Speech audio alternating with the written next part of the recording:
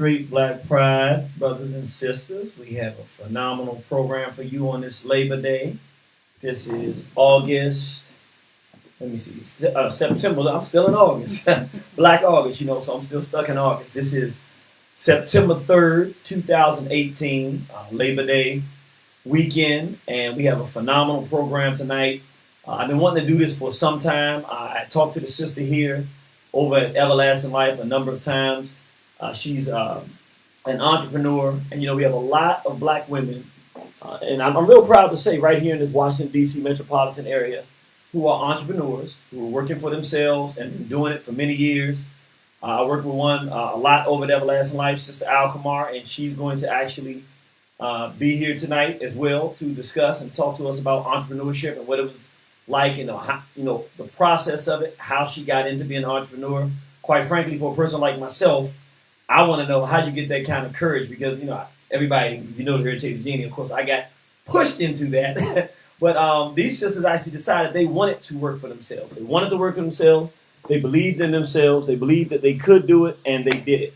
So we want to talk to them tonight and find out how they did it. And this is my sister, Dena Bilbrew. She's a career counselor. Yes. She basically, and let me see if I get this right. I tried to do my little research. Basically, a person has a certain skill level, and they know that they want to do something, but they don't know exactly what they should do with their lives based on their skill set. Right.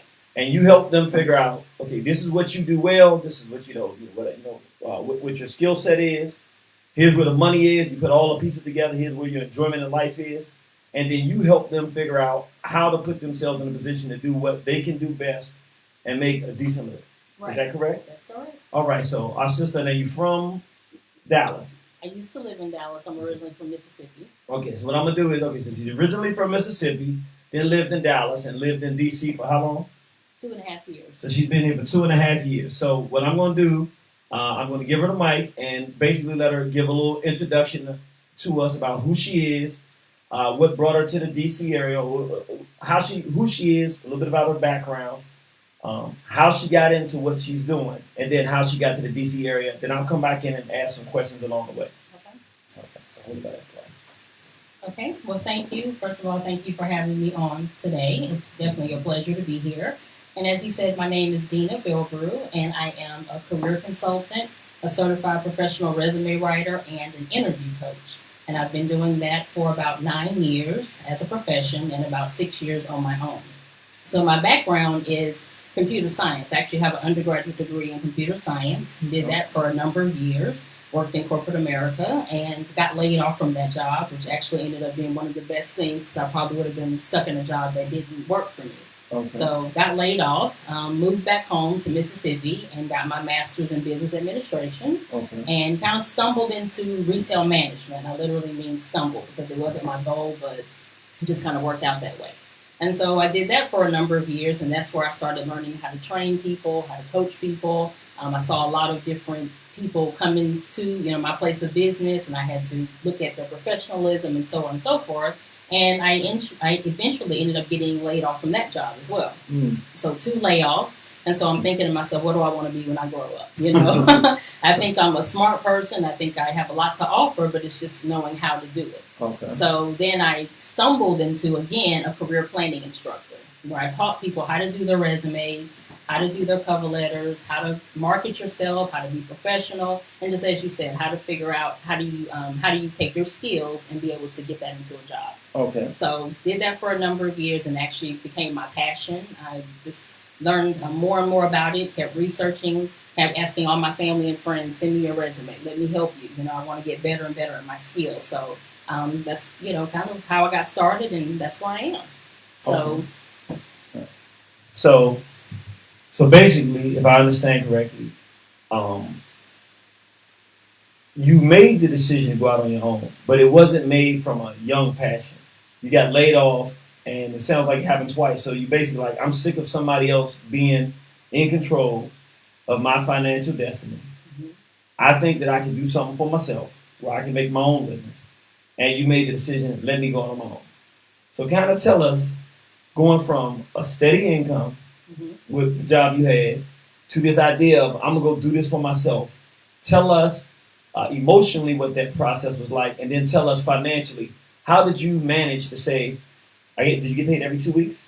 Right. Yes. Okay, tell us how you went from going, okay, I'm getting a solid check from, the man is giving me a check. I know this check is coming, probably direct deposit, right? Yes. All right, so I don't have to wait. I don't have to go collect. It's going. I get up in the morning on Thursday. Matter of fact, if it's a holiday on Friday, I might get it Thursday night. It's going to go right there. I'm going to have a big number. I know what that number is going to be. It's the same number every single time. I don't have to worry about it. So how do you go emotionally from that to when I do something and somebody decides to pay me, then I'm going to have some money. Mm-hmm. And emotionally and financially, how do I go from these checks every 2 weeks to, do I go cold and just do this? Do I start doing it on my own on the side? Tell us how you did that. Okay, well, going back to, being laid off twice, having to go from, having those unemployment checks coming in to that not really being able to cover, then, you learn the value of money, you learn the value of saving, and you learn the value of planning. So that's really what I did. Before I decided to step out on my own, I had to do a lot of planning and a lot of preparing. So I did a lot of research and kind of looked into other people who did what I do, kind of got their advice, picked their brain to see, what were some of the things that they were doing. And so it's kind of one of those things that I was kind of thrust into because I didn't go to school for it. It wasn't something I always wanted to do. It just kind of chose me, I guess you could say. Okay. So it's one of the things where, I did what I had to do. This is something that I was passionate about. And if you're passionate about it, then the money will come. You'll start to become better at it. And, once you get better at it, then, people will come. So just kind of one of those things where I planned, saved up, didn't spend unnecessarily, made sure I always had something to fall back on, which is one of the things I learned from being unemployed. You can't always depend on that. So just making sure that I always had, something to fall back on. And it's kind of what I've, used ever since, to always make sure you have more than one stream of income. Don't ever depend on one thing or one person to be able to sustain you. So. Okay. So, all right, so you say, did you do any simultaneous work? In other words, while you were working for the company, did you also say, let me do some side work to see what it's like working on my own? Or did you just make a day, you saved up, and you cut it dry, and then went to start working on your own? I did it simultaneously for about my first 2 or 3 years. Okay. So I had plenty enough time to save up, plenty enough time, to do the research. And I actually, sent out a survey to everybody that I knew to ask them, is this something you'd be wanting to pay for? Would you be interested in paying for this? How much would you pay for it? I did all of my appropriate research to make sure. Did you take any, actually do any work for money during those 2 or 3 years? Yes. Okay. When you did that, were you able to come close to the money you were already making?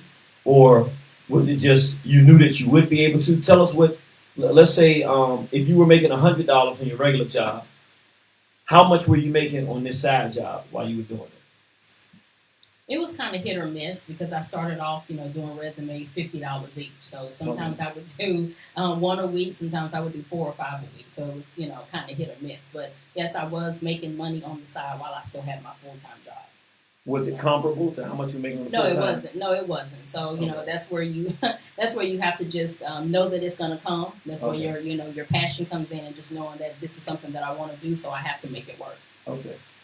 So you did that for 2 or 3 years. By the third year, did you start to see that side income get close to the amount of money you were making? Probably about it evened out, I would say. Yeah. It probably got to be kind of close because I was able to really expand my customer base. I was able to do a lot of professional talks and things like that. So I did see it kind of even out. So is that fair to say, once you start working on your own, you were making the constant every 2 week salary, plus almost doubling your salary by doing what you're doing outside? No, not doubling. It was about the same. Right, you were making the same amount on this as this. Yes. So then you doubled your salary. In other words, yeah. Okay, so I want everybody out there to hear that because I never heard anybody. Actually, I have heard people that said once they start doing their passion, they made so much money that it started making them lose money staying on the job. But what you're telling me is, so let's just say you're making $40,000 a year for your regular job, which putting all that time in the morning, all that. You went for about 2 or 3 years, and then in this case, you were making 40. You were making 40,000 on this too. So you went from making 40 just working for somebody else. Now you're making 80. No, making about the same, making 40. You making 40 with them and 40 over here, right? Oh yes, okay. You're still talking about when I was working with them. Yeah. Okay. Right. So you're making 40 there, and you're making 40. So you're making 80. Mm-hmm. How much more work were you doing? I mean, like how stressful was it doing both jobs at the same time? It was very stressful. I mean, a lot of times I was up till 12 or 1 o'clock in the morning trying to get stuff done. Working nights, working weekends, because you tell the client, you're going to get them their work by a certain time. So it was very stressful, no personal life, no fun. My friends were out doing fun things. I had to be at home. So, it was, but you have to make that sacrifice. Okay. So you go for 2 or 3 years preparing. That's very important. I want y'all to hear this because this is an entrepreneur who now, how long have you been doing it all by yourself? 6 years. Okay, so for 6 years, she's now been doing it totally by herself. No second job, no reporting to anybody. But she spent 3 years preparing to do that. So she didn't just jump out there and say, hey, I believe I can do it, I'm doing it. She's prepared to the point where she said she took what she was making and almost made, pretty much doubled her salary by working for herself on the job and then on the side as well. So I want people to hear that are thinking about working for yourself. I think, and again, I didn't do it the same way, but I think this is a good process in terms of we're talking. If you're thinking about working for yourself, and I think you probably agree with this since you said it, you don't necessarily have to just jump out there and put yourself in the middle of the water. You don't have to do it that way. If you have a decent job, take what it is you do on the side and work it until you're comfortable enough. And I think a good barometer is when you're making the same amount of money you're working on your full-time job. The logic is that you can go and make more money if you were to do what you're doing full-time, so you can outdo your income. So that would be a good rule of thumb for somebody out there. Not that you have to follow it, but that's what our sister said she did. Now, my next question would be quality of life. So you were working from the time you started working to the time you went working on your own. How many years was that? From the time I started working, it was about 20 years total. Okay, so you worked for 20 years for other folks, and you've been working for yourself for 6 years. Tell us the quality of life in this 6 years and compare it to the quality of life in those 20. The quality of life had definitely, increased because now I have the freedom. I can work whenever I want to work. If I want to work on someone's, resume or work on their cover letter at 2 or 3 o'clock in the morning, I can do that, and then I can sleep during the day. I kind of have a rule whenever I'm out of town on vacation, I don't work at all. I don't take on any clients. I pretty much set my own hours, determine what work I want to take. I set my own prices, and I increase them whenever I want without having to, talk to anyone. So definitely the quality of life has increased. Let me ask you this. I know when you started, you had pretty much made the same or similar to what you were making on the job. Do you make more now than you were making then?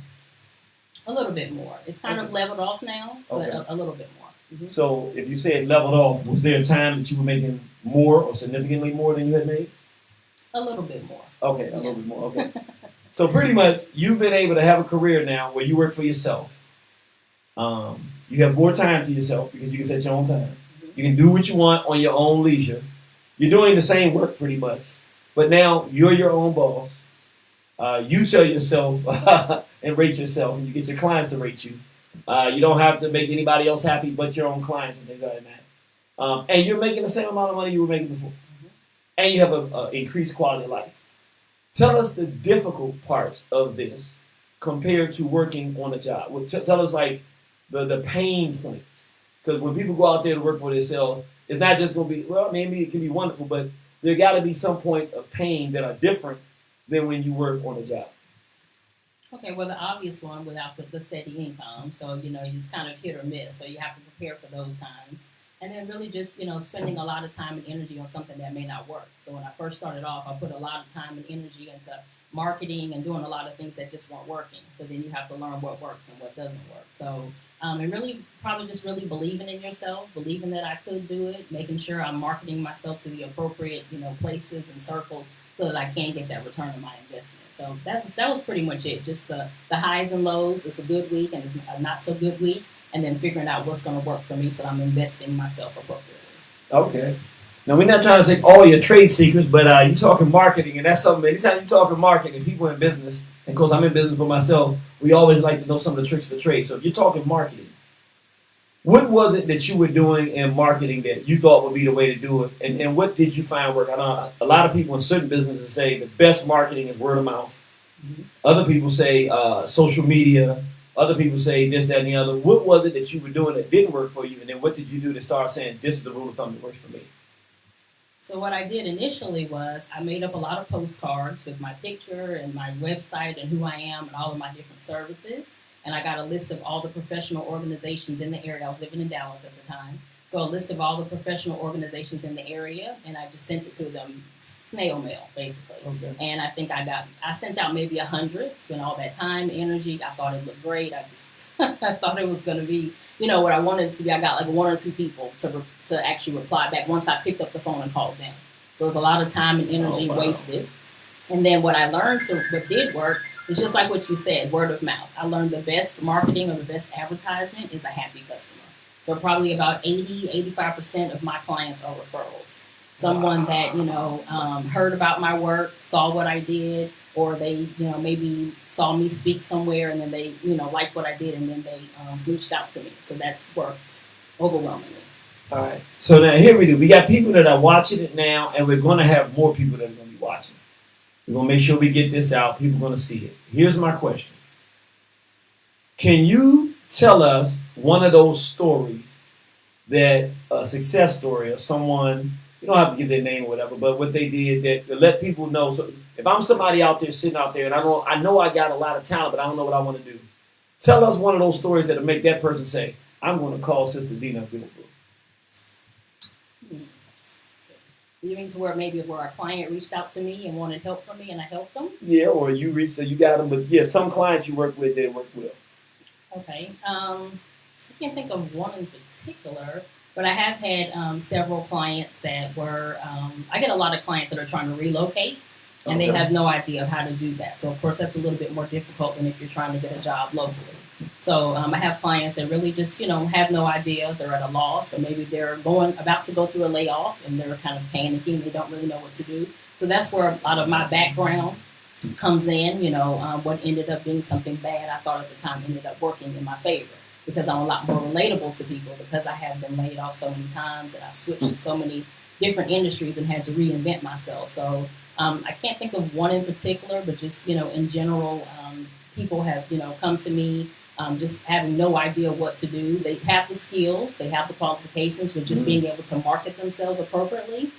So that's where being able to listen, being empathetic to other people and realize I was in that spot one time. I know how it feels to be unsure or to know you have a degree, you have 2 degrees, you're smart, you're intelligent, but why am I not getting the job? I know that feeling. So just being able to listen, being able to talk them through that, and just, really being empathetic to other people has really helped them. Now I know because in this area, matter of fact, I've gone through them. They have what they call rifts in the federal government.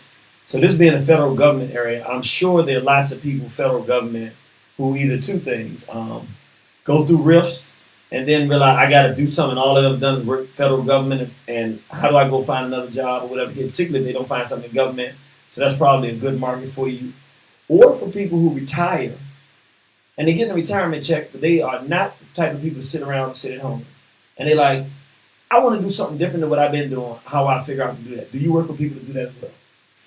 Yes, I work with all kinds of clients. I work with people that are retiring from the military and want to transition to civilian jobs, some government, some people that are looking for their first management position, some people that have been in management for a while or in their industry for a while and just, looking to do the next thing. So different types of clients, and that's just where, again, my background comes in of being able to know how to handle those situations because they're all a little bit different. So. Okay. So I think we wrapping up in some of the questions, but I do want to know this. What's the most fulfilling aspect of the job that the career that you have? What did you love most about it? And what is the most fulfilling aspect of being an entrepreneur? The thing you cherish most about working for yourself?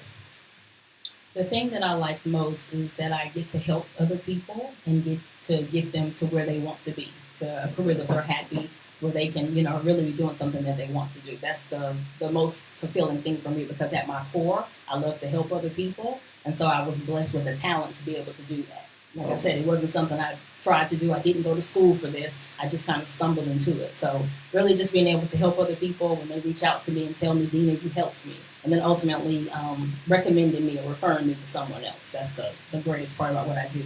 And then about being an entrepreneur, it's just really just being able to do my own thing because I don't necessarily work well in certain situations, so I can create my own atmosphere. I can say this: these are my standards, these are my policies, this is how I want to conduct business, these are my hours, and that really works well for me. Okay.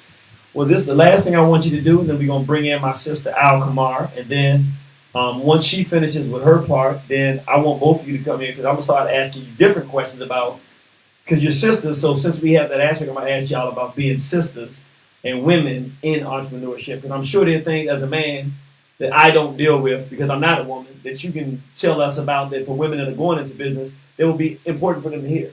So last thing I want you to do is tell people and tell them a couple of times, how can people get in touch with you? And then what we're going to do, you use Facebook? No. She doesn't use Facebook, okay. So you're going to have to really tell them because I don't have your information to put it out there on Facebook to tell people. So go ahead and tell us how people that are interested, you're looking for a job, career, you're looking for something to do. This is on Straight Black Pride Network. We're going to put it on YouTube. We're going to put it on Facebook. You're going to be checking this out. How can they get in touch with you so that you can help them find a career or self-employment of their own or whatever direction they want to go if they want your services? Okay. The best thing for people to do is to reach out to me, to email me, and it's resumelady101@gmail.com. resumelady101@gmail.com. And just reach out to me, introducing yourself to me, letting me know who you are, some general information about you. If you already have a resume that you're working with, send that to me so I can get your background and kind of have a place to start from. And I'll start with an initial consultation just to kind of ask you, what are you trying to do at this particular point in your career? And then we can kind of take it from there to see how I can best assist you. So start off by sending me an email to resumelady101@gmail.com. Spell that for us so we make sure everybody gets it right. resumelady101@gmail.com. All right. I don't want to embarrass you. At the time, I didn't know how to spell resume, so I want to make sure we get that right. So that's Resume Lady, resumelady101@gmail.com. It's Dena Bilbrew, Bilbrew. You see her name in the what do we call it? In the no, not the comment section, but the tagline, the description for the post.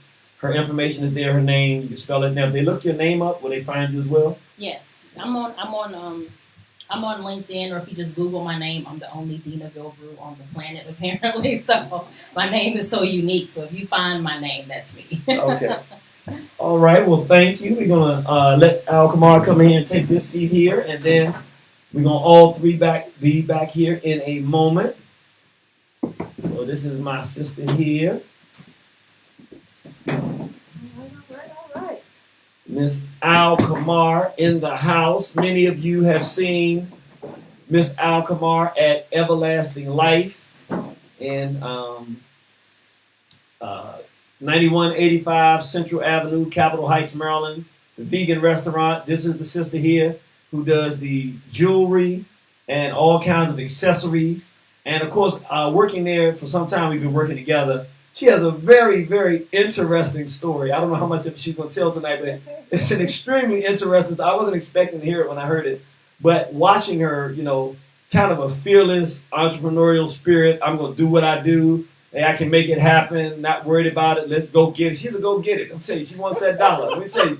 I know she says she's Muslim, but I think she's Jewish Muslim, Hebrew Muslim mix. I think.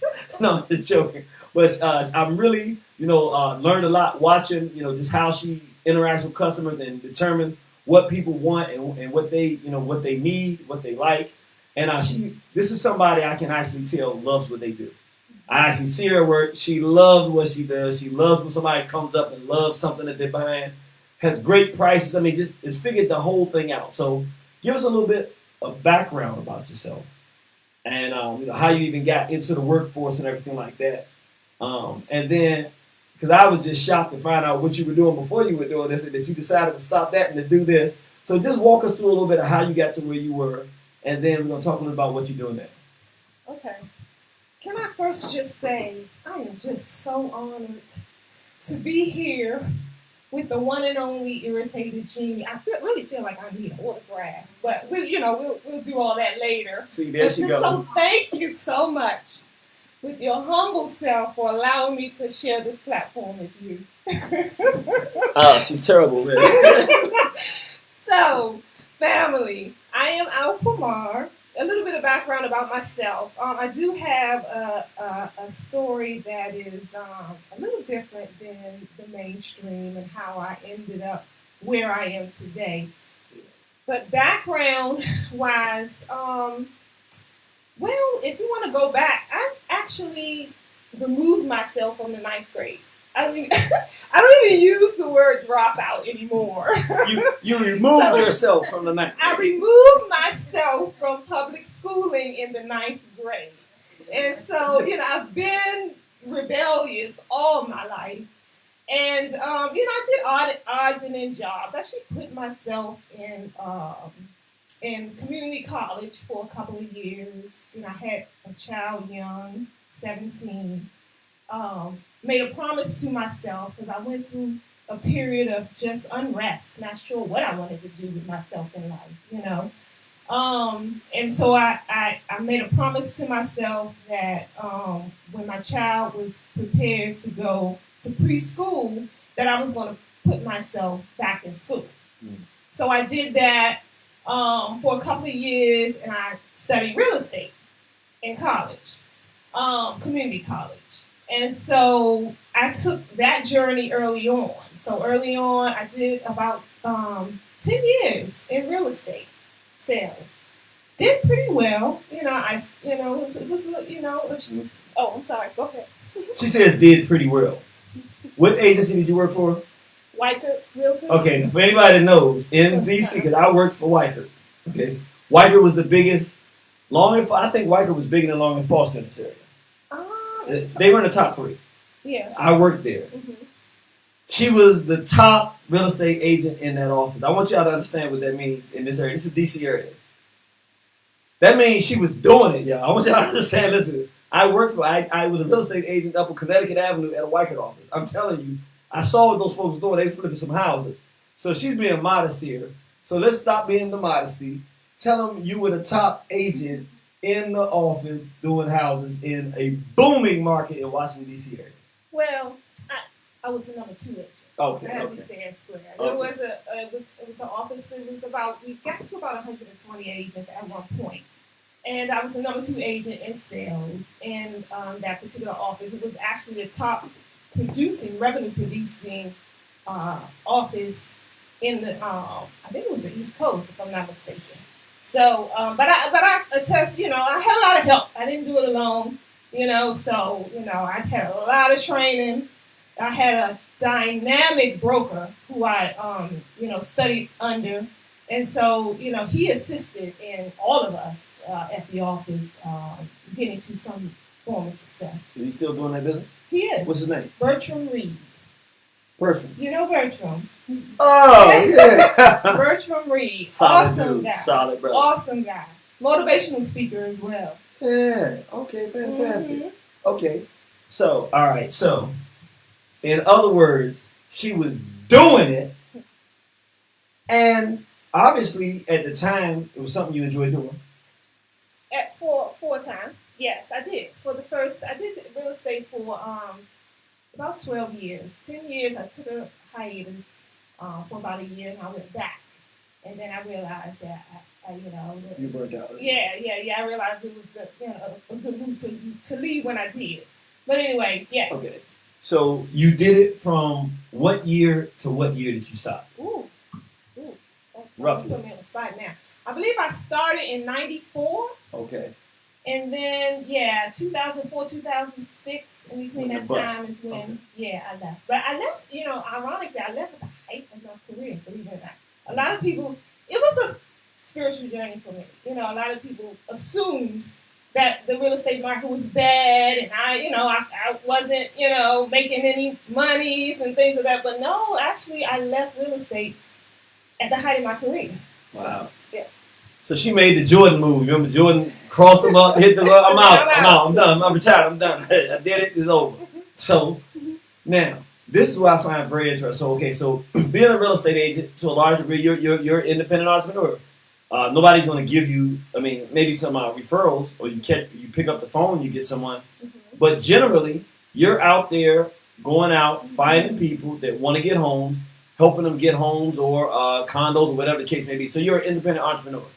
So we have to assume that you did that for that year, for that amount of time. You decided entrepreneurship was what you wanted to do, and you liked working for yourself as it relates to real estate. Now I want you to go from that and tell us how you decided to go on the career path that you're on now, which I can see it's something that you really love, but I'm sure that it's probably not the same profit margins that you're making per sale doing what you do now as what you were doing when you were helping people get homes. So tell us how that happened and how you found out about it and how that journey been. Okay. Well, let me try to make this long story short. I went through a depression period. So when I was coming out of real estate, it was this is why I said it was a spiritual journey. Because I found, I used to love real estate, love it.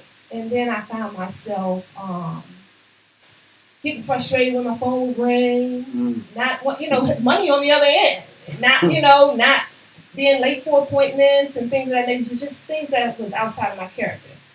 And so, it was a burnout process, what I know now looking back. I didn't realize what I was going through then. So I just wanted to take a break. I went into my broker's office and let him know what I was doing, and he was like, "Are you sure?" He sat me down. So let's talk about this. Right. Money coming in, you want to go out. Okay. So, but I decided, because when I was still doing both in real estate. I was doing my jewelry sales because I started working my jewelry business under another sister, Tracy Lynn Fashion Jewelry. So I started with her.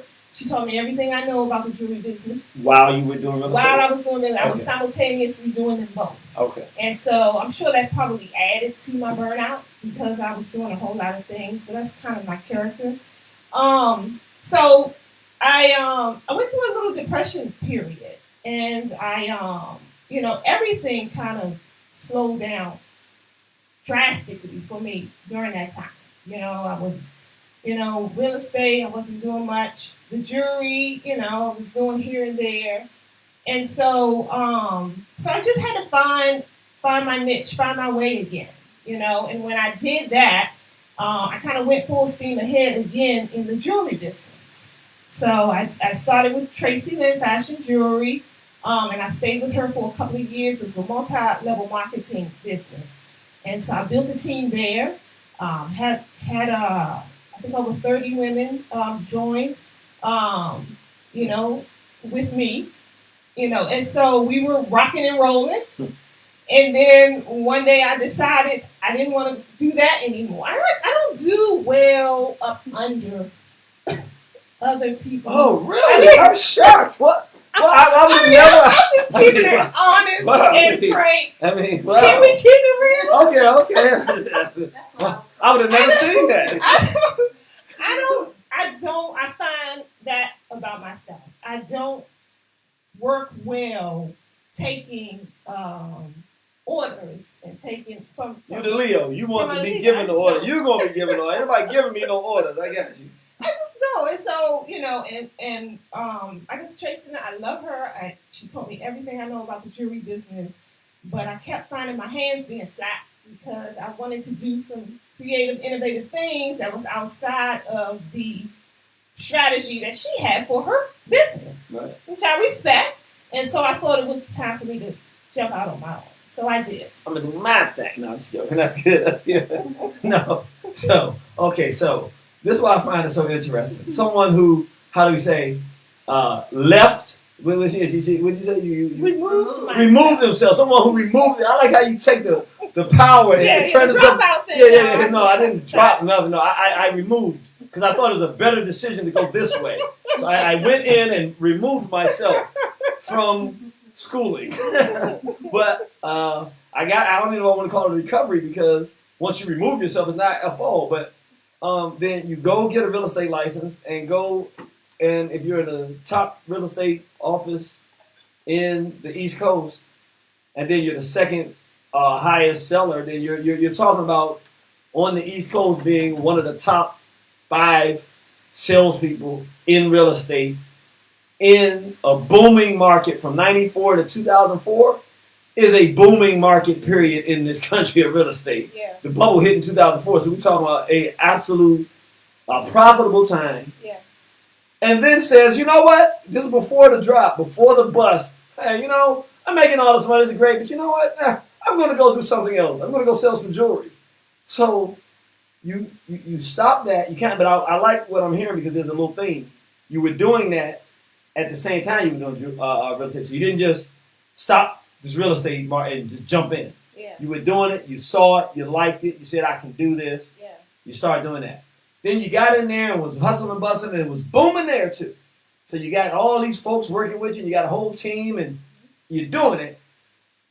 But then you get to another point and say, you know what? That's not good enough. You know, I mean, this is great. I love it. I love you. But now I'm going to totally go and be totally entrepreneur to do everything I want to do my way.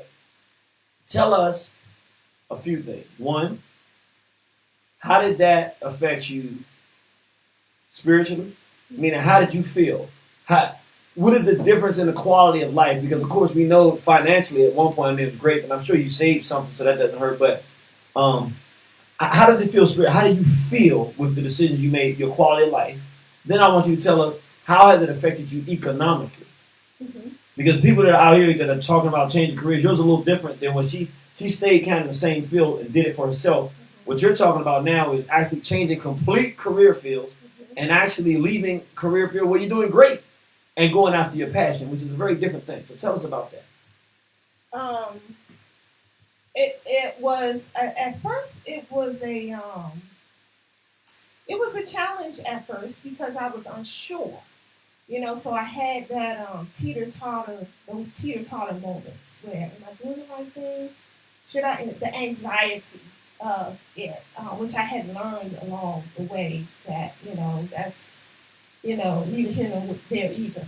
But for a while through the journey, it was you know, it was an uncomfortable feeling, because I was not sure if the path I was taking was, you know, going to land me in a comfortable place. Okay. Right. How long into the jewelry was it before you see it? Okay. Actually, I don't think I've ever gotten to that place. Oh, really? No, because I'm still working. You know, I'm working on building still my jewelry business. How long have you been doing that since you've gone into the jewelry? How long have I been doing the jewelry? Right now, it's been combined. It's been about 7 years. 2 with Tracy and 5 on my own. Okay. Roundabout. Okay, so. So you talking about spiritually? You saying you're still in a zone where you're trying to get your stride. Well, I have my stride, but I'm striving for more. Okay. Yeah, so I'm looking to open up another second location. I want to, you know, build my online sales stronger. So I'm still looking to build. So let me ask you, because what I'm hearing is 2 different things. I'm hearing that you're a person that's, which is, I think, is a good characteristic. You're not sad. Once you get it, you don't just get satisfied and get comfortable. You got to do more. But I'm talking about inside with what you're doing. Okay. Well, like you said, you were doing real estate. You were doing great. I'm sure it felt great at one point, but then you said you didn't even want to call something back with me. It didn't feel good anymore. Mm-hmm. How does it feel now? You left this great career booming, and you're doing this.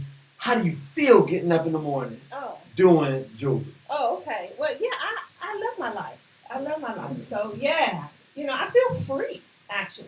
Okay. You know, it's freedom, and just, you know, and being able to express myself. You know, with all the things that I do, like my online. You know, I use Facebook for blogging, and I'm very vocal. And there's a lot of things. You? Yeah, me. Wow. Yeah. So there's a lot of things I couldn't dare say had I still been working a 9 to 5. So I feel, there's a sense of freedom that comes along with it. So I feel What free. about financially? I'm good. Okay. I'm in a good space, because I have several different jewelry is just not it's just one of the facets of the business. Yeah, or where the money making streams of income. Yeah. Okay. So, All right. All right. Well, that's good. So that's very interesting. I mean, I think it's a journey. oh yeah. But what I'm hearing and what I'm really liking is that along the journeys, what I'm hearing is I'm sure there was some. The stories are a little bit different. You didn't really seem to have any down points in terms of finance or job. It was more, I'm no longer satisfied with what I'm doing. I no longer enjoy it. I'm going to go find something else that I enjoy and feel good doing. Yeah, but it did have a dip. I did have a dip in income when I spoke about that depressionary period that I went through. It's about a year, and then I had to build back up because when I left real estate, the vast majority of my income stopped. I still was making some money there from referral and things of that nature, but the vast majority stopped, and then it did take me a while to build back up on the jewelry side of the business. So. Okay. That's fantastic. So, with your life now, what you're doing, I see it's a little more difficult for you because most people don't have a whole life in entrepreneurship. Mm-hmm. They have something to fall back on, like we were talking to my sister, say, I love it being an entrepreneur because now I'm on my own. I can even say that. It is a sense of freedom. Even when you're broke, it's like you're free to be broke. You're broke on your own time and your own way and everything like that. When you're struggling, but it's your own struggle. Yeah. You don't have that. You are an entrepreneur from the beginning of your real career and working for the most part. Like you're talking now, these times you're talking about entrepreneur. So it's really about shifting.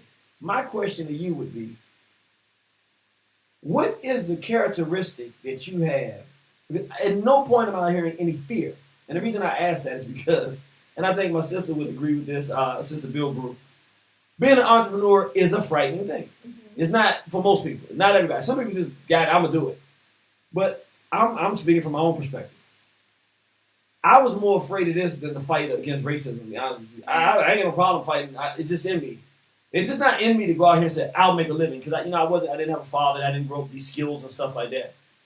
What is it that's about you? What characteristic is it? Or what is the mentality you think with that has you just like, I'm going to go out here and make it on my own. I'm going to do it. I'm not worried about it. I'm going to get it done.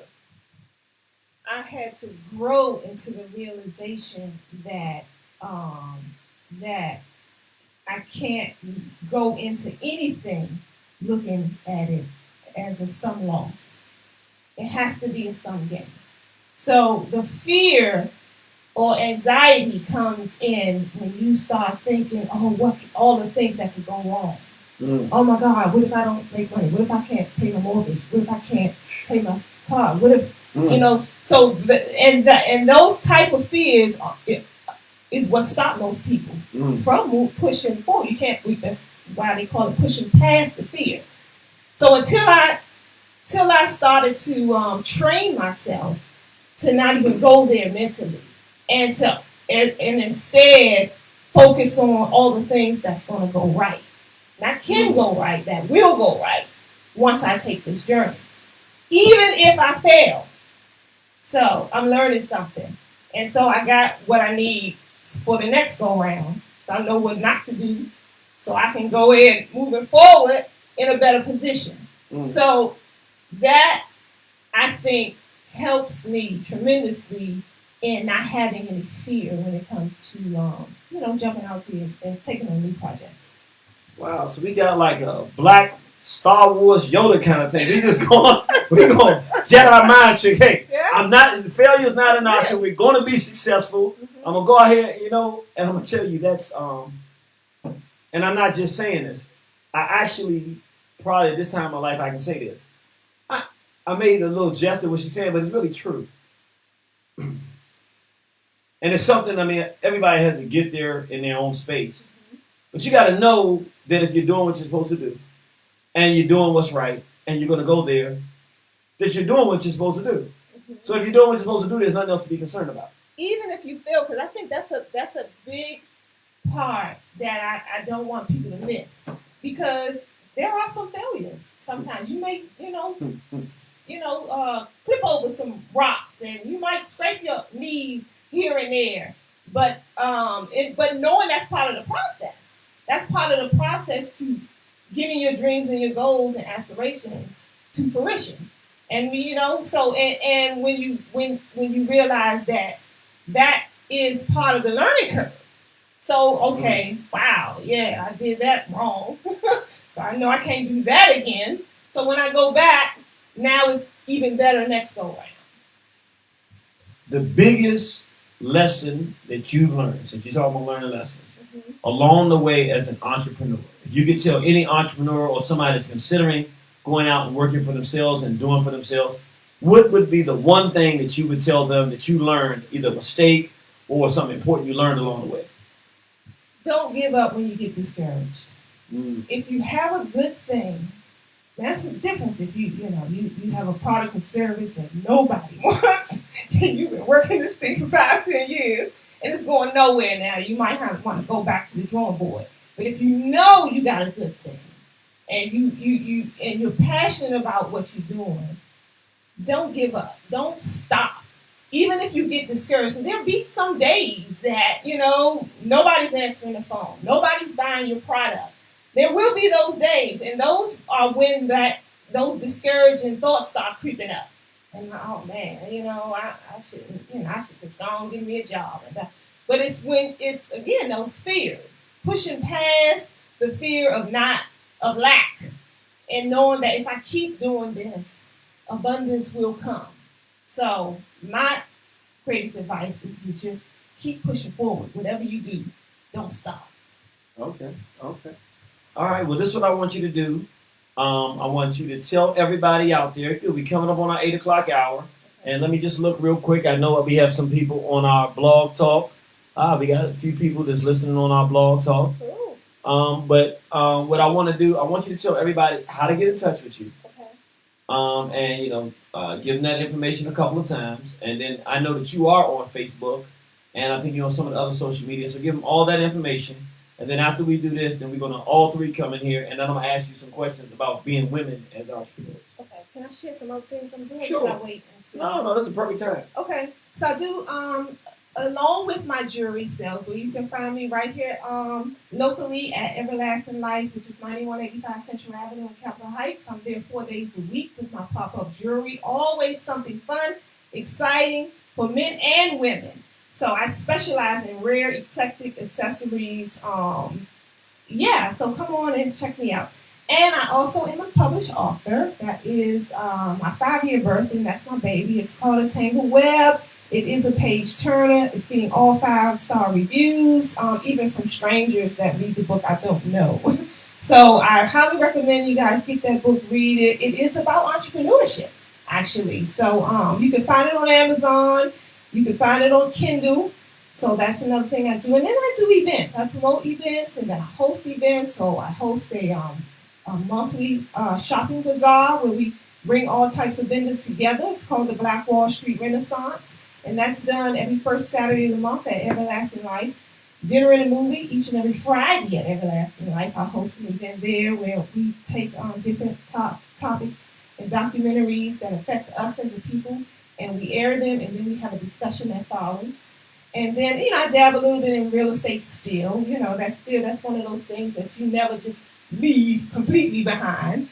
So I do a little bit of real estate. So even those who are out there, if you investing, if you are looking for a dynamic real estate team to assist you, give me a call, because I am linked up with some excellent people in the real estate field that we can get the job done for you, hands down. All right. Well, thank you. They can find me under, they can find me under MaliksFashions.com. I do have a website. It's very limited. The best way is to shop online. Sorry, out of town family. But I do have a website. It's MaliksFashions.com. It's an S on both names. And AlQamar Malik, you can catch me on any of the main social media sites under my name. All right. So I'm going to ask my sister, Miss Real Boo, to come in, and we're going to just back up just a little bit, so see if we can all three get in here. Matter of fact, I'll let y'all sit in a little bit. Okay. Since it's we don't have a lot, let's see if we can all get on. Make sure that you're on the screen. You'll be able to see if you're on the screen soon. Let's see. Come in. Make sure everybody's in. Move on in a little bit so they don't cut your face off. Move in. All right, moving a little bit more. I think we'll do. All right. Actually, you're out of it, so you can see right there. So you want to be in that screen. Yeah, that looks good. You be in there. Okay, so now what I'm going to do, I'm going to pass the mic around when I ask these questions. But as black women who are being entrepreneurs, I'm sure whether it's related to dealing with maybe some attitudes that men have, or dealing with maybe jealousy and envy, or just all kinds of things that I wouldn't know as a guy. Tell me some of the things that you would tell black women to consider going into business. And whether good or bad, like who are the people that tend to help sisters the most, or what are the things as black women that you're going to run into, particularly speaking relevant to being a black woman when you go into business for yourself? Either one of y'all want to start? Okay, well, for me, what I do is whenever I run into someone else who does exactly what I do, is I don't see her as my competition, because she's not my competition. So even someone like AlQamar who doesn't do what I do, we're in different industries, or if they do, I immediately think of how can we work together and make more money. That's my whole goal. Is how can we work together and make more money? You do what I do. Let's link up. Let's figure it out. There are certain parts that maybe you're better at, you're more talented at than I am. Let's figure it out. So the first thing is to not see another sister as my competition. Right. So that's what I would. Right. And I just want to say all that let me tell you, well, she just hit a 5-star home run right there out of the park. And we have a Mind Your Black Business. As a matter of fact, I need to just go ahead and plug it. In Mind Your Black Business, one of the things that we talk about in the first disc, it's 3 discs, one of the things we talk about is that one of the problems with the black entrepreneur and in black business is that we see each other as competition as opposed to seeing our market as a black market and being in competition with other groups for our own market or other markets. And what our sister just said is what she does when she sees another sister in business, she does not see competition on another brother. She sees the potential to make more money working together, and I think that's beautiful. That's right. I just second that. I strongly second that notion, and I'm a firm believer of that as well. I do the same thing, as in resale sales.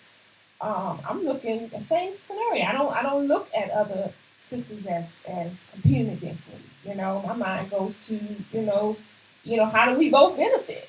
How do we all benefit? And knowing and understanding that I block my own blessings when I go there. When I try to be in competition and try to one up other people who have talents and skills just as strong as I do, we both get there faster, on the rocket ship if we work together. So just understanding that concept is imperative. And I'm going to come to you. One thing I can say, I've witnessed this with her, and the reason I can say that is because she's a vendor at Everlasting Life.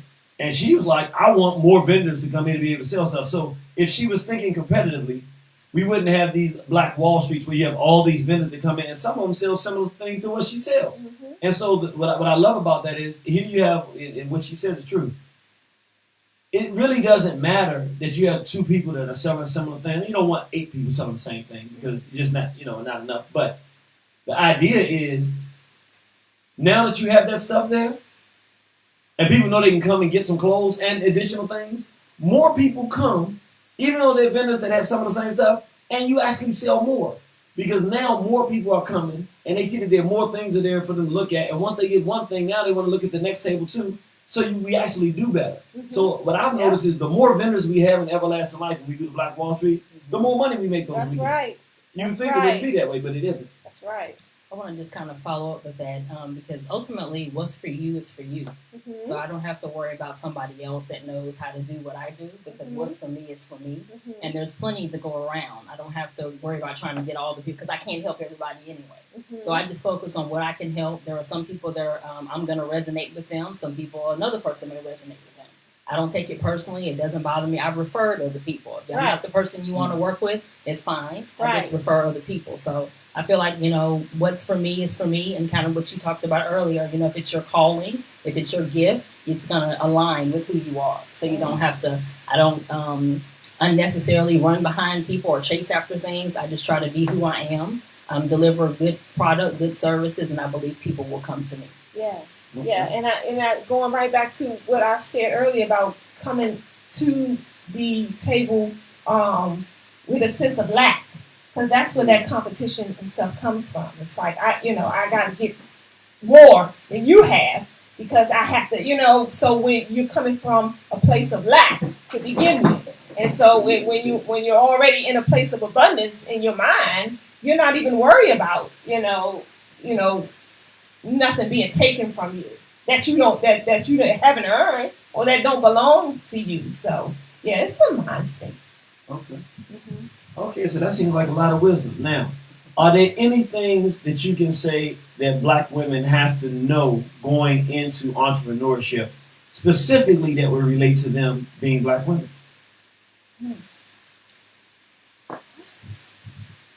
I wouldn't say anything. I know for me it was more mental, just kind of what she talked about, just mentally, just thinking that I can do it.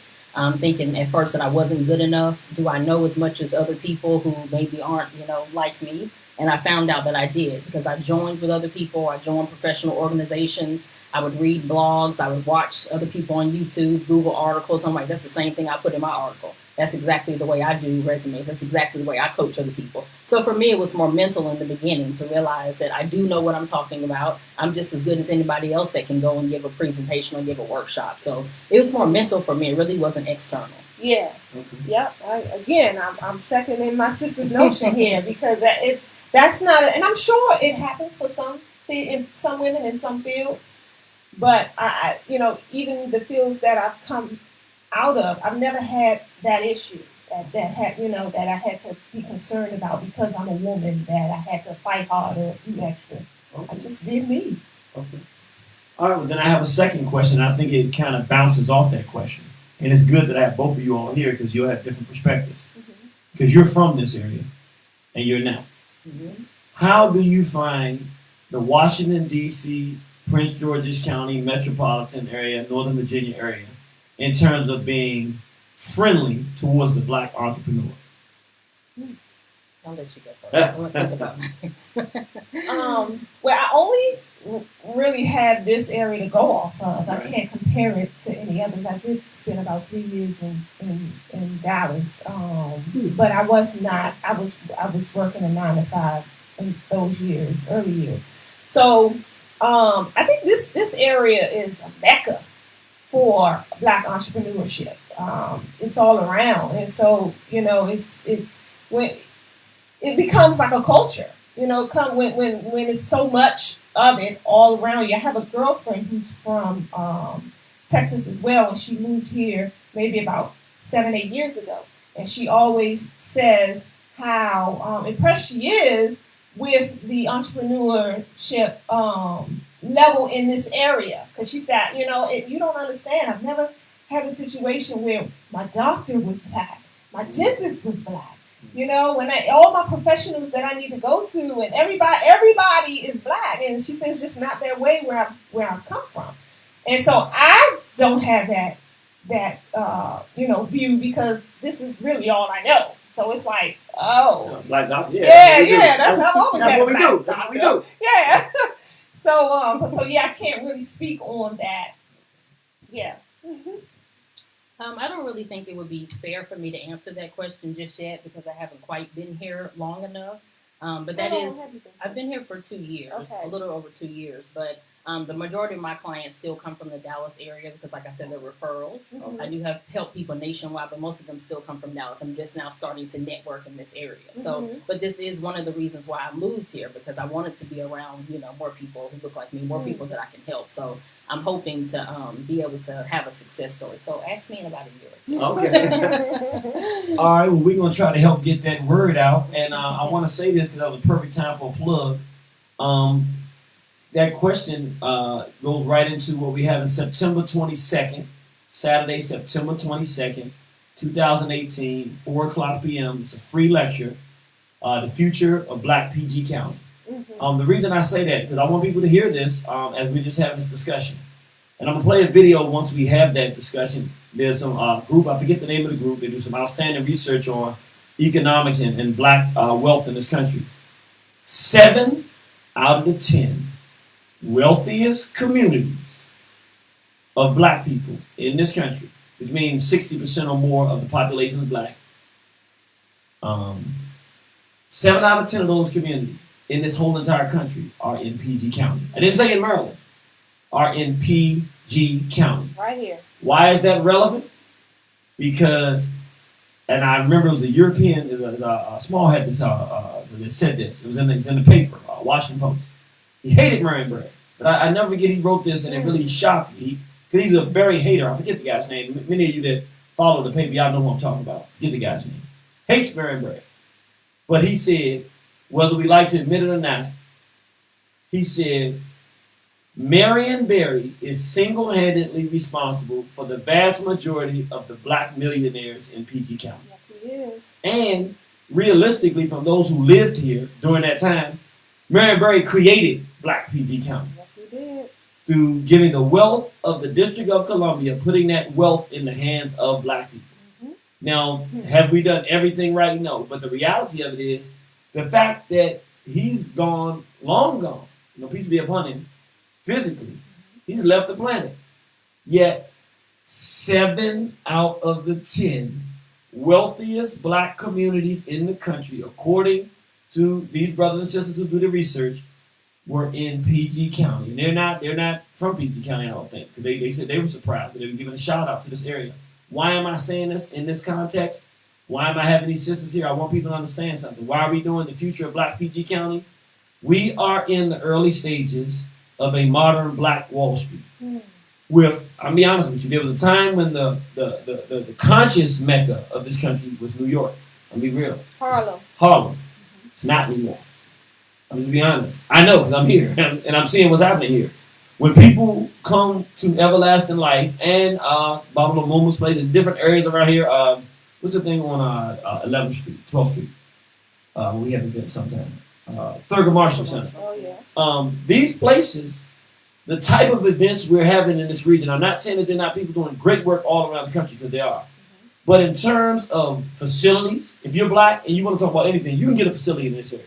And we've been places where it's not that easy. You can't always get somebody that wants to hear every message. No matter what the message is and how politically right or wrong it is, you can get a black-owned facility to let you do something in this region. You can get a black restaurant when you're hungry in this region. You can get a black doctor. You can get a black dentist. You can get a black real estate agent. Pretty much any good or service, a black attorney, you name it that you want, you can find it in this area. Even you can find a black politician. Now, I don't know how good they're going to be for our community, but the reality of it is, at least you got one part right, they're black. And most of them in PG County, not all, but most of them are black. So I'm saying that to say we are in an area for people who are business-minded, looking, where do I want it? And you're not happy with where you are. If you, of course, I'm going to say, if you're straight, you're black and you're proud, because that's what we're looking to bring into the area. You're serious, you're thinking about family, you're thinking about future, you're thinking about making some money and generating income, you're thinking about working with other black folks. This is an area where there are a lot of things that are already structurally in place on the ground for people with some great ideas, because it's not just that the wealth is here, but it's the early stages. We have not built the stuff that we need. Like, our schooling system is not good in this area, but it can be, because we have the stuff we need to do that. We don't have the best customer service in this area, but we have the wealth and the infrastructure to get the great kind of customer service. We don't have an industry other than government that you can say that's the industry in that region, but we have the wealth and the land to create those industries that we want. So that's the one I want people to start thinking about. You said you want to say something. I did. And the support. We hear a lot of times, we don't support each other. Well, I built my business, 99% of my clientele was black people, and when I was in real estate, it was that way. And I'm sure that, 99% of all the people in Prince George's County that owns a successful business can say the same thing. So we do support one another. That's one of the things that we've come into the habit of saying about each other. That's just not true. And so in this area, I find that, we do support one another in Prince George's County. In business. I just want to kind of add to that and say that probably about 97% of my clients are Black people as well. So we do support each other. But in saying that, whenever we support each other, make sure you're willing to pay your brother, your sister That's the same right. thing that you'd be willing to pay someone else. So I remember when Yes. when I first started out, I would get a lot of people that just wanted a discount just by default. I'm like, Right. I don't even know you. Like 2 days ago, I didn't even know you existed. Why would I give you a discount? So, just being able to, get over that, So really, whenever you do find someone, I'm always willing to pay my brother or sister exactly what they worth, Yes, what you they're do. worth. I don't ask for a discount. I don't question it because I'm trying to support you. Yeah. Because definitely, working a 9 to 5, when I was doing that, I wanted to make sure I can support and keep someone else out of working 9 to 5. So if I can give you money and keep you from doing that, then that's what I want to be able to do. So let's just make sure that we respect each other, respect each other's skills, respect our qualifications, and be willing to pay your brother or your sister what you would pay someone else without any question. I say. I love what she said, and I'm going to rubber stamp what both of them just said. And this happens pretty regularly. Maybe not exactly, but I mean, I can say, like Everlasting Life, or anywhere I'm in this area, region, when people see me, if they recognize it, know the work, they come and support. This was 2 days ago, Saturday. I was at Everlasting Life selling. A brother actually came and said, paid for something, and it was, I owed him change. And I was trying to give him the change. He said, no, bro, I bought that because the only way you're going to be able to keep doing what you're doing is if we give you some money. Keep that, brother. Keep doing the work that you're doing. Mm-hmm. And that's not unstandard in this region. I got to be honest. 100% of my money comes from Black people, and I can honestly say, brothers and sisters do support. Sometimes people come in and I know that they have everything. They don't even want. They just come to my table because it's the Irritated Genie. We love what the brother's doing. Everybody's not going to say what this brother says. Let me get his brother some money. It happens frequently, and they buy something because and I know it. And I don't stop them because that's their way of saying, I want to support and help what you're doing. And I know you're not going to just want to take a contribution. So they'd rather buy something because, brother got pride. And I'm saying, for entrepreneurs that are serious, I got to be honest. Can I talk? Can I be honest now? We're here. Yeah. All right. I'll be honest with you. This DC. I had to accept this reality in my own life. We job bougie around here. We keep real. Don't come with no shoddy stuff. I mean, we're not like, you can't come with no halfway crook type of. You got to have a decent quality product or service. We kind of grew up in a, we wore the 995. We was cleaning our sneakers, walking down the street. We had a kind of a certain kind of, we up kind of folk. We want to look nice. We want to, and some of that still exists, particularly in an adult crowd over 40. And so you're talking about people that expect a good quality product or service. I'm going to be honest with you. But if you got a good quality product or service if it's a fair price, people in this area got government jobs. They're willing to pay, and we actually, if we're treated well, we actually like supporting Black people. Yeah. I can honestly say that. We like saying, no, I'm going to keep my money in the Black community. Yeah. And with the consciousness, I have to say, honestly, with the hidden colors and the other stuff that's going around and even pricking people's conscience even more, you finding that Black people are more desiring to spend their money with Black people and even have conversations and dialogue in that process on a more regular and frequent basis. Yes. Absolutely.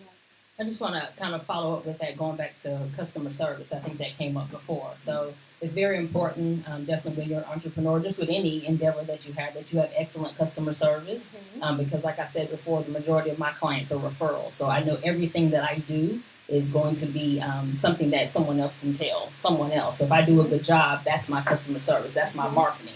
So a lot of times we kind of, I've experienced it where, you go into an establishment that's Black owned and they may not treat you the best because we've been conditioned to be that way with each other sometimes. But, I really think that, your customer service speaks for yourself, making sure that you're treating people the way, you want to be treated. And that's what's going to keep people coming back to you. That's right. Yeah, that's definitely a big one. And actually, we have something coming up ourselves, you and I, but we're going to tackle that right here at the restaurant in December, I believe it is. November? December. No, November.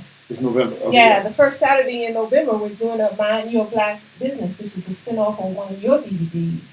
And we're just going to be bringing in special guests, people that come talk to us and the World Wide Web about that good customer service. As a Black own business and the things that we need to do. I think we just need more education. We need more information and education. A lot of us have we simply don't know. We really, we want to do well and want to do what's best, but we just don't know how to do that. We've all grew up and under different tutelages and different parents and different households and things, and we learn different things, and some of the habits that we pick up aren't so good. And so we just have to be retrained. So I'm a firm believer is that, we just educate the people better, then even in that field we can have, better success.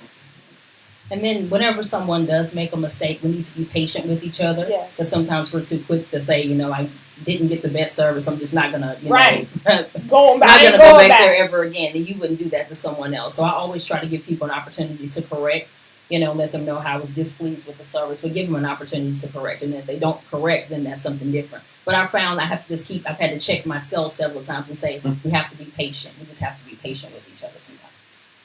Yeah. I'm going to say this, and it took somebody else pointing this out to me. It's not something I recognize, but I actually now, and I hate to say it because I'm from DC, but even looking at myself, I do what they call soul searching. You look inwards and you see, okay, it's called introspection. Yes. I'm going to be honest.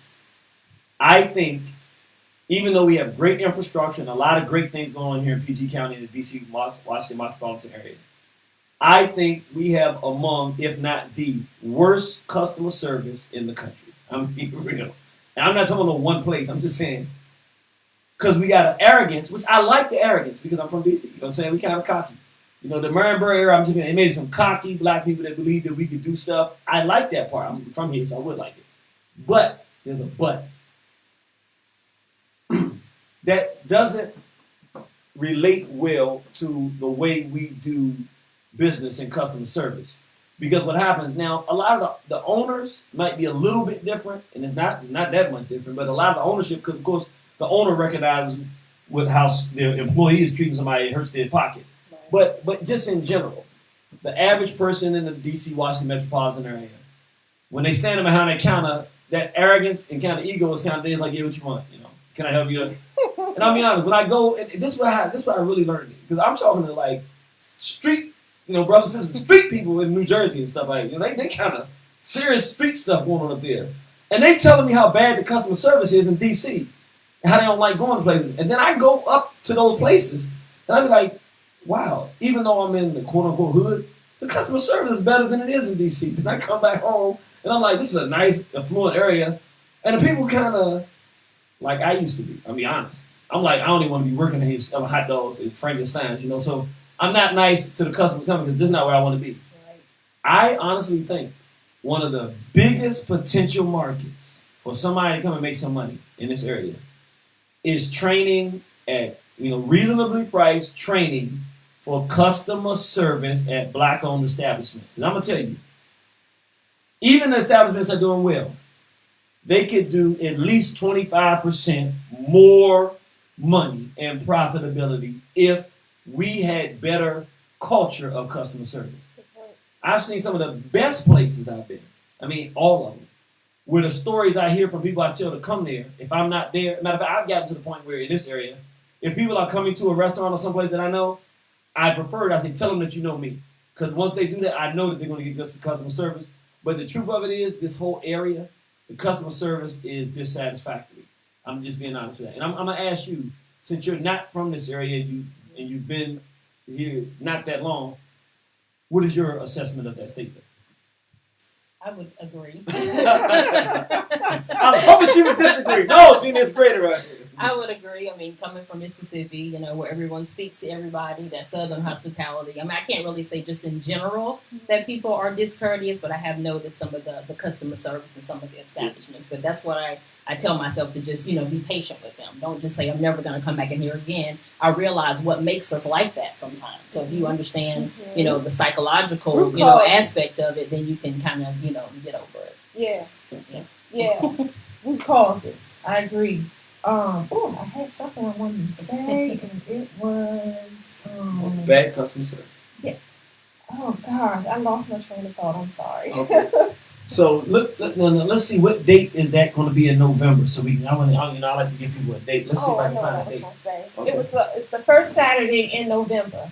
I was going to say a lot of times, and I see this online a lot. A lot of times, some of our family members will give some pushback on bad customer service. Say, I support black-owned businesses, but the customer service, and I feel that a lot of times they get shut down for expressing themselves. And I think that we shouldn't be so quick to shut people down for their perspectives on the bad customer service that they're receiving, because we can't get better that way. We can't get better. I think that that's a good point. I remember one time this guy went on my Facebook page, my jewelry page, and he basically went down the line all the things that he didn't like about my page. This is wrong. This is not. I didn't like that. Da, da, da. The first thing I did was I went in the message box and I thanked that man. I thanked him for sharing with me. And the second thing I did is I think he had 5 things on that list. And by the end of that day, the 4 things that he mentioned, I corrected. I corrected because we have to listen to the public. If the people that are paying your bills are telling you that your customer service is bad, then it behooves you to listen, because it does nothing but help to increase your bottom line when you do. So I think that we should. That's why we're doing this event, because I believe that this is a conversation that must be had. We can't keep trying to sweep it under the rug. So what? Still support your people? No. We should demand excellence from our people. So in business, and I don't think there's anything wrong with that. Yeah, and that's a good point. I want to let everybody know it's November 3rd, Saturday, November 3rd. We're going to have at Everlasting Life. It's from 12 to 6. Is that the time frame? Yes, 12 to 6. 12 to 6 is Black Wall Street. It's going to be Mind Your Black Business. It's going to be a whole panel discussions people. All day. We're going to have black entrepreneurs there. They're going to be speaking on different aspects of business. Yes. So if you're business minded, come on out. We're going to have vendors there, and it's going to be a very it's going to be a beneficial discussion for everybody. Also, don't forget, Saturday, September 22nd, 2018, at Everlasting Life. We're going to be talking about the future of Black PG County, and a substantial portion of the discussion is going to be financial. So I'm telling you, this coming from Irritated Genie in Southeast. What's happening is we have not had a real outlook on direction and a plan of what we're going to do. So we had Black Wall Street. It's been a long time since we built something on that level of magnitude, and we did great things with it until it was burned down, of course. Now we're in another situation, and we're in a time where black people, and I'm just going to say this real quick, then I'll get back to this discussion, but my spirit is leading me in it. We're in a time where, and I'm going to tell people this now, I'm going to get deep into it when I talk then on September 22nd. Come on out Saturday, September 22nd, 4 p.m. The greatest opportunity, the biggest potential business in the world for black people right now, the greatest opportunity is the rebuilding of our race. Let me say what I'm saying. Our condition is absolutely miserable. You look at our children, the condition they're in, our relationships, everything. I want everybody to hear what I'm saying from a business perspective. If we continue to go like that, we're going to be exterminated, we're going to die. So we're not going to die, so that means we got to fix it. So the person that says, wait a minute, if I can help fix families, if I can help fix the economic situation in black communities, pull the drugs out, the depression, the relationships, the education system that's failing. If I can figure these things out, the dependency on others, if I can figure out how to run and replace the non-Africans or non-black people in black communities that are running businesses and put black people in those situations, I can get wealthy. The rebuilding of this race, and it's not just in America. Everywhere we are around the world, black people are suffering right now. And it's an economic opportunity waiting to be exploited by black people with good intentions. Because the reality of it is, nobody's going to come like Santa Claus on no reindeer and fix the problems of the black community. Somebody's got to do it. And if you don't have any resource to do it, you can't do it. So then it should be a business. Somebody should be able to come and say, listen, the condition here is miserable. I can make it better. This is how we do it. And make an actual business out of it. And I'm going to talk about it in a different context so people can understand. But I want people to understand.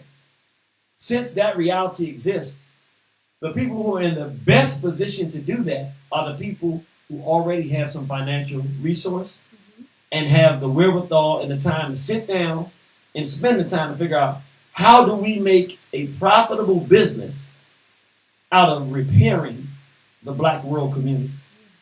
Just make one quick comparison. One of the biggest businesses in America, the reason they go to wars is because when they destroy the infrastructure of those countries, then they got to go back and fix them. Fix them. And who does that? The contractors in the U.S. And they make billions of dollars rebuilding those structures. We didn't want to destroy our own communities, but they are in that condition, which means there's no reason that we shouldn't figure out how to go into business, which means the way I'm going to feed my family is I got to go help some black folks repair their problems. Yeah. If we're able to do that, not if, when we do that, we're going to open the door for the kind of wealth in the interest of developing our community. Because once we do that, once you build people up, you're building money because now those people are going to have a way to make money for themselves. And they're going to have money. And of course, they're going to be spending. And now we're going to be building up people. Now we can work together. So it actually, not only are we fixing our problem, but in fixing our problem, we're building infrastructure and financial wherewithal in fixing our problems. We change the way we even view the world so that now everything that we're looking at is building upwards instead of the tearing down because it is profitable and we can actually make a living and feed ourselves by improving our condition. It makes it easier for us to get along as brothers and sisters because that's how we end up showing that we can actually be profitable and grow and develop. Yeah. Actually, as I'm listening to you talk, I'm thinking of the examples that's currently out here now that we can point to, such as the Tulsa Real Estate Fund. That's a good example of what you just described. And they took a niche that was missing some strong black empowerment, and they created a whole real estate firm around helping to build up black communities. And they made, it was a record, a record $30 million in 24 hours or something, where they had a collective. They asked other black people to join into this real estate firm and help build the pot, the kitty, and so they can then in turn invest in real estate in black communities, and those who help to invest will get a return on their investment. And there was an overwhelming amount of people that joined in on that real estate firm, that investment. So just feeding into what you just said, the proof is in the pudding. Yes, anything on that? Okay. So let's see what time it is. We're looking at 8:30, so let me do this. I'm going to go to, excuse me, let's move in here. So if you're on the blog talk, we got a few people there, so hit the number 1 if you want to ask our sisters any questions.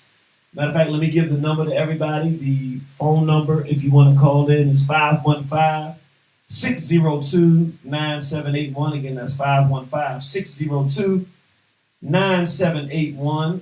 We have been here for a few more moments. If anybody would like to ask any questions or make any comments, we are available for you to do that at this time. Hit the number 1 if you're on Blog Talk and you can ask your question. All right. Well, I see we have people there. No one's hit that so far. So, okay. Well, I think what we're going to do, I think it was a good discussion. What do y'all think? Y'all think it was a good discussion? Yeah. Excellent. All right. So what we're going to do now, I'm going to give you one more chance before we wrap up to tell everybody, just again, somebody might have tuned in late, your name, what you do, and how to get in touch with you. My name is Dena Bilbrew, and I am a career consultant, a certified professional resume writer, and an interview coach. And you can find me on my website, which is DB, as in Dena Bilbrew, professionalconcepts.com, DB professionalconcepts with an S.com, or you can send me an email to resumelady101@gmail.com. And you can reach out to me to help you get to the next step in your career. I really have a passion to help people and to help them find out what are they passionate about and what do you really want to do, and basically help you get to the next step in your career. So you can reach out. I can do a consultation with you, kind of talk with you about that, ask you some questions to see what is the next step for you, and then figure out the best ways for me to be able to help you. All right. You can find myself, I'm AlQamar Malik, on all the major social media outlets under my name, which is AlQamar last name is Malik, M-A-L-I-K, if you can remember this. And you and AlQamar, you'll find me easily. Hanifa and I have a sister friend who she and I co-host a show together called the Empower Hour that takes place every Wednesday from 2 to 3 p.m. Right here on Facebook. We go live and on the eLife Studios. So you can find more information on that program under Empower Hour Talk Show. That's on Facebook. Get my book. Please purchase my book. It's called A Tangled Web. It's on Amazon as well as Kindle. Really good information. It's about entrepreneurship. If you love page turners, this book is hard to put down. All 5-star reviews. Definitely check out the reviews. Go ahead on Amazon. I encourage you to. And jewelry. If you definitely are looking in the market for some affordable, quality, fashion jewelry that won't break the bank, break the bank, thank you, and will turn heads at the same time, come see me at Everlasting Life or check out my website under maliksfashions.com. And I just wanted to kind of attest to what she says. I'm a supporter of her. Yes. I'm always looking, every time I see her, what do you have new? So she has definitely unique things, and I'm a jewelry lover, and it definitely is affordable prices. So definitely you can't go wrong with AlQamar. Thank you, Dena. Oh, that's beautiful. That's beautiful. Well, any parting shouts you want to say before we end the program? I just say, keep up the good work, family. Just let's move forward. Let's push forward. Let's get past all this negative stuff and talk about us and things and show the world what we're made of. I just read an article the other week that said it was a 400% increase in black businesses in 1 year in America. In 1 year, they said it was unprecedented, unheard of. So don't feed so much into the negative things that you're always hearing, because people are doing things. They're moving and shaking and they're making things happen. I always say the ones that always cry on, we think we ain't never gonna get it together. We ain't gonna never come unified. Those are usually ones that aren't trying to unify or get it together, because if you're doing things, you're not talking that way, because it's an oxymoron. You're either unifying or making things happen, or you're talking about we're never going to unify, never going to make things happen. So don't be part of the naysay group. Let's get out there and make it happen, family. And I would just say, if you're kind of thinking about starting your own business, but you're a little afraid of it, you've heard our stories, and there is some fear in that. But I would just say, think about, what are you passionate about? What is something that you think about all the time? You wake up in the morning thinking about it, you go to bed and think about it. And you have a skill set for doing that. I would say, try it. You have nothing to lose. And there are a lot of different free ways you can do it. There are free websites out there. You can write a blog. You can start with your family and your friends and advertise. That's pretty much how I started. There's a lot of different ways that you can, make some money on the side or just become an entrepreneur. So I would definitely, encourage anyone, to go for it. I'm definitely available to talk to you. I've talked to other people that have asked me how would I start, doing what I do, and I've given them some advice. So what worked for me may not necessarily work for you, but that's okay, because we have different stories, but we, kind of ended up in the same place we were satisfied. So I definitely would say, whatever you're passionate about, whatever you have a love for, because if you have a love for it, then you'll be good at it, and then the money will come. That's right. All right, family. Thank you for tuning in. I think this is a fantastic program. This is our first program that we're doing with entrepreneurs. For people that don't know this, some of you may remember if you've been following. Some of y'all have been following since 2010 when we first started doing One Horizon Radio. I was trying to start a black business program, 1 hour per week, doing it. And I didn't want to do it because I was doing too much. And I love this because this is kind of what I want to be able to do. And I want to do this on a regular basis with real entrepreneurs, black people that are in business, all around the world, all around the country, all around the world. I still want to do it, but I still don't actually want to have to do it myself because I'm just doing a lot. If there's somebody out there that wants to be able to do a program with people talking about black business, interviewing brothers and sisters that are in black business, we have Tuesday night, Wednesday night, and Friday night, and actually Saturday and Sunday. We only have programs Monday night and Thursday night now. So on our network, particularly on the Blog Talk Network, we have 5 days available. I'd love for someone to say, I want to commit to doing a program talking about black entrepreneurship on a regular and consistent basis, because I think that kind of programming, this is the time. It's the right time. It's the right place. We started with our sisters here. I'm going to do one with some brothers as well. Then maybe we get some brothers and sisters. Then maybe we get some people that are doing different things. Maybe a group of people that are doing what you're doing, helping people career counseling. Group of people who are doing jewelry and different other accessories and stuff like that. I really want to start having consistent conversations with real people that are doing real things in business, so that we can start inspiring more brothers and sisters to get out here into business and do more things. So I want to thank you for tuning in. Come on out Saturday, September 22nd, 4 p.m., 9185 Central Avenue, Capitol Heights, Maryland. That's Everlasting Life. It's going to be the future of Black PG County. You're in PG County. Come on out, tune in. You're going to love this discussion. Thank you, brothers and sisters. Straight Black Pride. Please.